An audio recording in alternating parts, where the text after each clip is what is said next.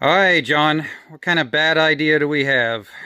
We're going to take this behemoth and we're going to put it inside of this scooter. Because a scooter that only has 14 watt hours worth of battery needs 1,100 watt hours worth of battery? Yep. And 26 volts. That poor little Mars controller is going to cry. You realize we might fry it, right? We got a spare somewhere. Okay, you're right, we do. We got a few left over from the old Power Wheels days. So a little bit of background. John and I did a whole series of a bunch of different battery pack, whatever things. I mean, you either think these are God's greatest gift or you think they're a giant gimmick.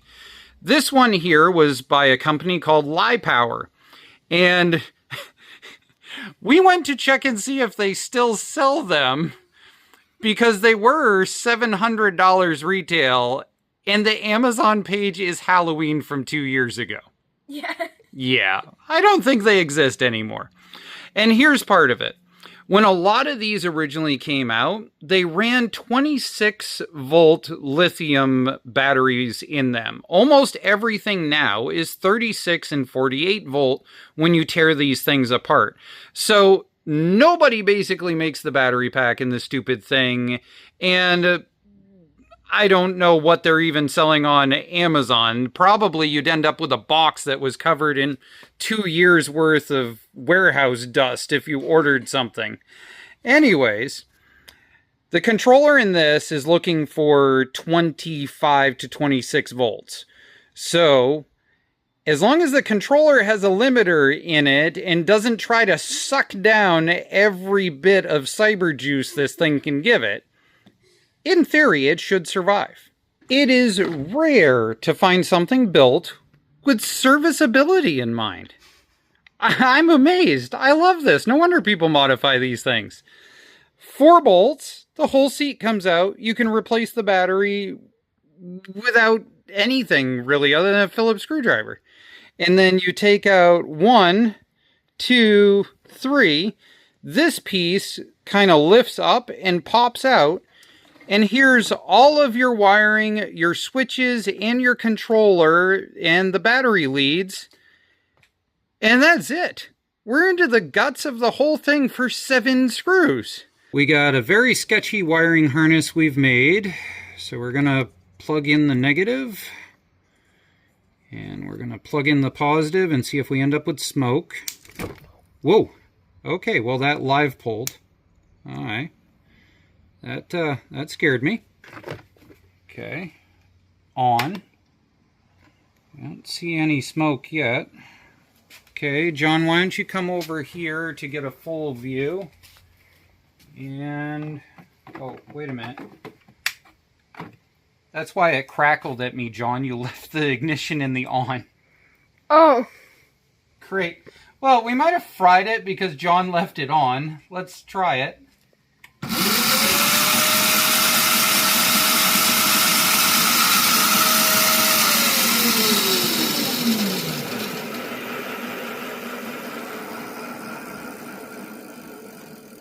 Why is the rear... Did you see that?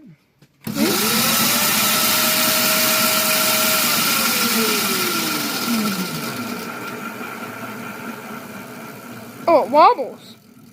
I think the bearing is shot. We're going to ignore that. We don't need that part.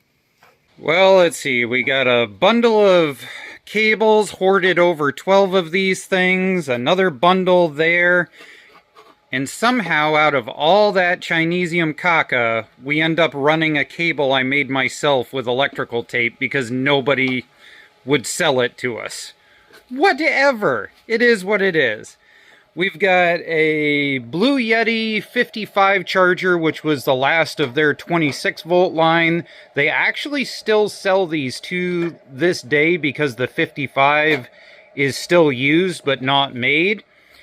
So right now, we can see 25 volts. So if he plugs it in, we should see the charge indication come on. We should see this indicate it's charging. Cool. Why don't we see 25 volts over here? Oh, there it goes. 25.1. Okay, so the charger needed to stabilize for a second.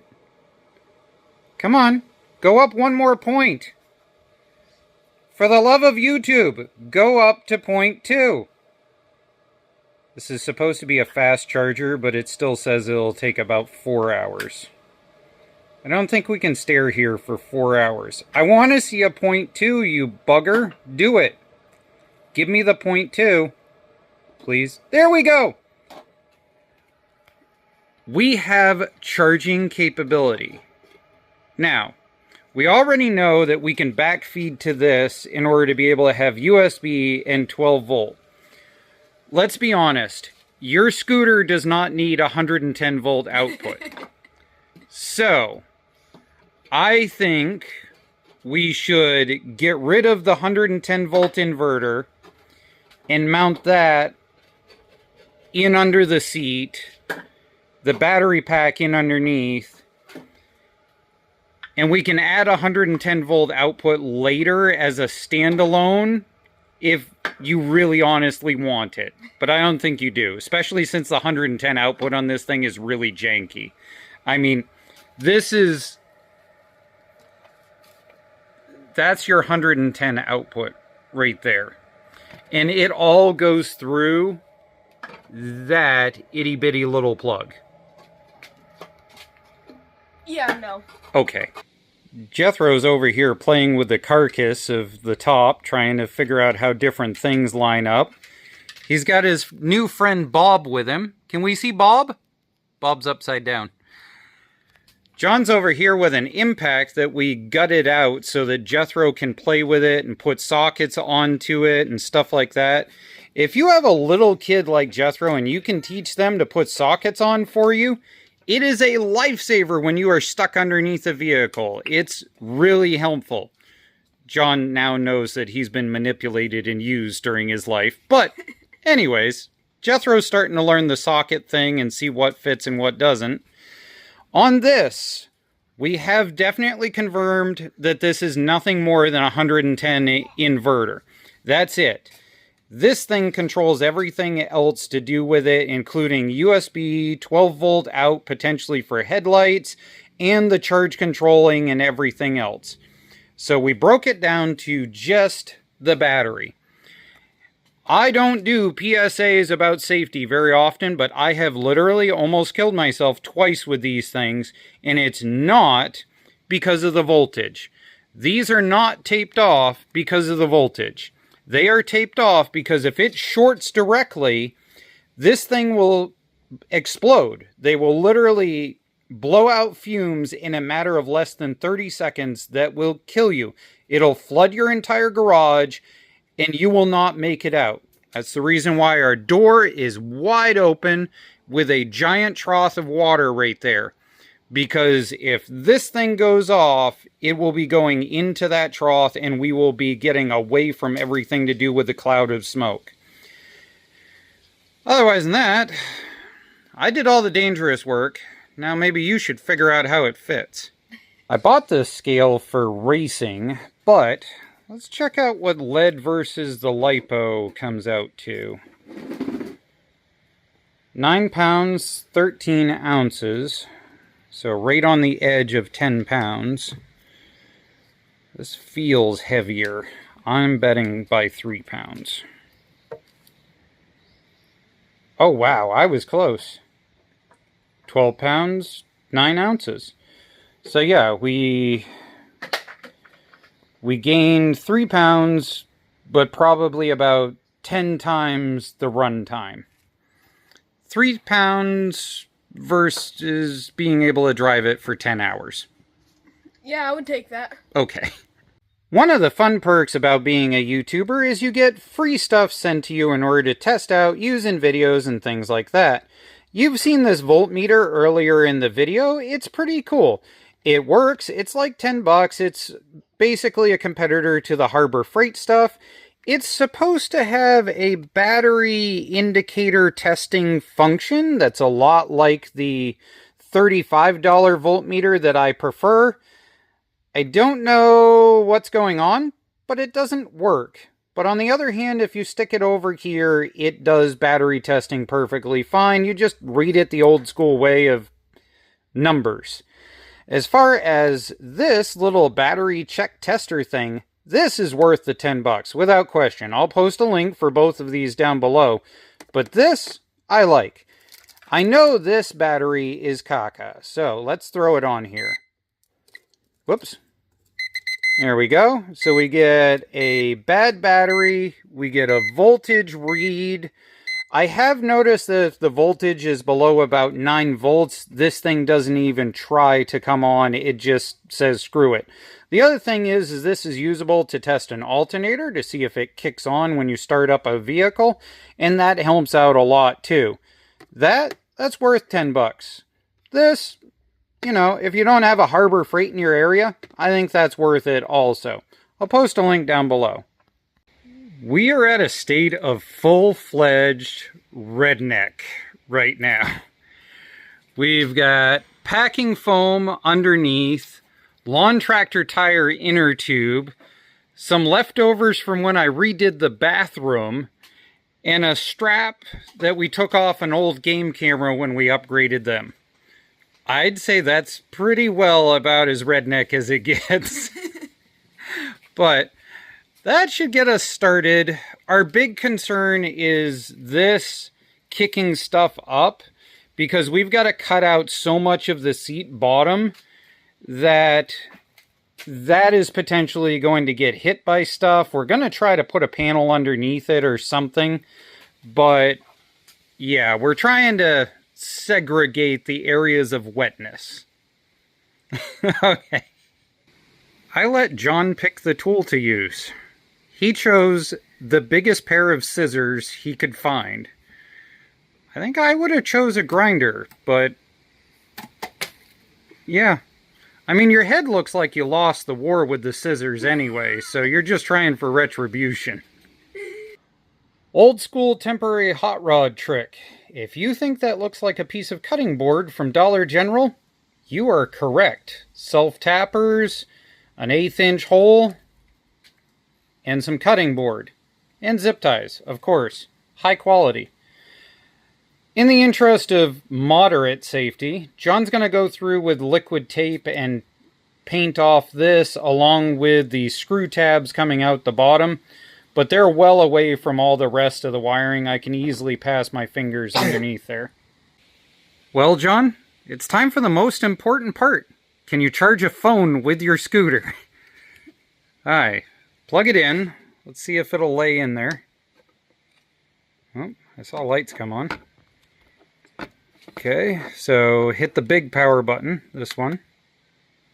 And now hold down USB. Cool, let off. So you've got USB and charging. Alright, hit this. And you've got 12 volt out to potentially add lights later on.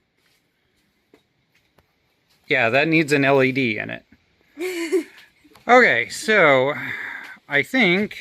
Okay, so if you slide this back so it sits right there, does the seat close?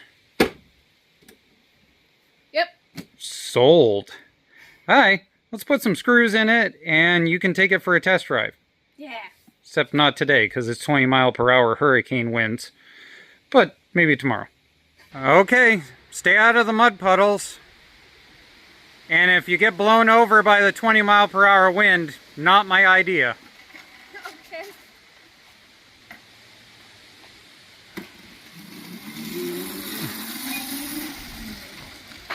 Oh, that definitely moves out better. Is it me or is it faster? It feels faster. Yeah, I think it is.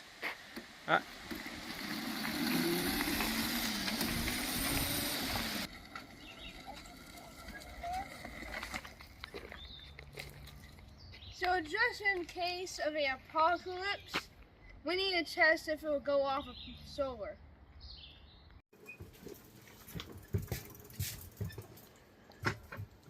So outside are 2 solar panels that came with this Opus unit that's in the corner. They've since revised these, but they're still about $300, and they're really good little grab and goes. And Dad made me this extension because you can't buy these anywhere. Yeah, so that hooks up to the input that the Opus wants, and then it has a solar output, which should hook to the charge. And now, you have 220 watts worth of solar charging, which sounds really good, until you figure out that on a dead battery, it's going to take 2.5 days to charge. So hopefully no zombies show up for at least 2.5 days. I'm not sure you're going to even outrun them at 12 miles per hour. But anyways, I'd say this was a good experiment. It worked out in the end. We've checked the controller. It's not overheating. I do think it's a tiny bit faster because of the 26 volts. Do you? Yeah, definitely. Yeah, not by much. Maybe a mile per hour or 2, but enough in order to be noticeable. Alright, well, this started out as a U project, ended up with my junkyard stuff. I had to fabricate a bunch of stuff for 2 days instead of working on what I wanted to.